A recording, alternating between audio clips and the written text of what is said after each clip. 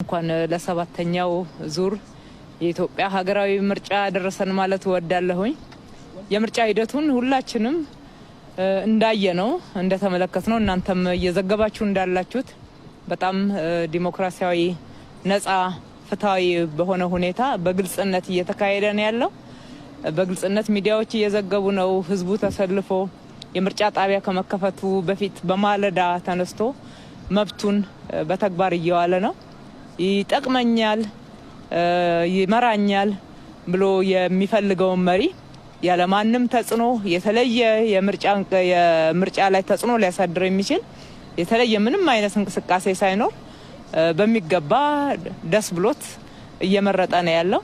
ይሄ አሁን በዚህኛ በምንገኝበት የምርጫ ጣቢያ ብቻ ሳይሆን በሁሉም አካባቢ እየተካሄደ ያለ አዲስ አበባ በሁሉም ምርጫ ጣቢያዎች ላይ እንደ መንግስት ባለን ክትትል በጥሩ ሁኔታ የምርጫው ሂደት እየሄደ ነው ያለው። ህዝቡ መብቱን እየተጠቀመ ነው ያለው።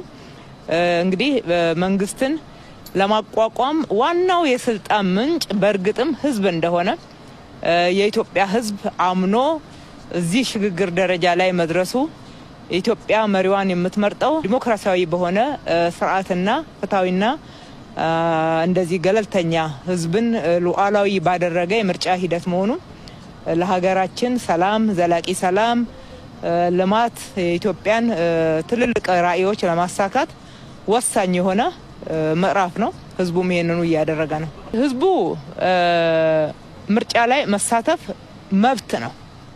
መብቱ ገብቶት እየመረጠ ነው ያለው።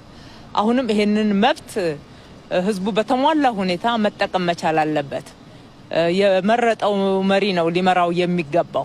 የስልጣን ምንጭ መሆኑንም ከልቡ አምኖ ከሱ ድምጽ ውጪ ማንም ወደ ስልጣን መምጣት እንደሌለበት በኢትዮጵያ ውስጥ ስልጣን መገኘት ያለበት የስልጣን ምንጭ መሆን ያለበት የህዝብ ድምጽ ነው። ህዝባችን አሁንም ይሄንን መብቱን በተሟላ ሁኔታ በየትኛውም አይነት ሁኔታ ቢመሽ ድምጹን ሳይሰጥ አንዳንድ ሁኔታዎች ቢያጋጥሙ ዝናብ ቢሆን ፀሐይ ቢሆን በትግስት በጽናት ሌሊት ወጥቶ እየመረጠ እንዳለው እስከ መጨረሻው ድረስ በዚሁ በሰላማዊ ሂደት በተግባራዊነት እንዲፈጽመው ተግባራዊም እንዲያደርገው ማለት ወዳለሁኝ። የምርጫ ካርዱ ማባከን የለበትም። መብት ባከነ ማለት ነው።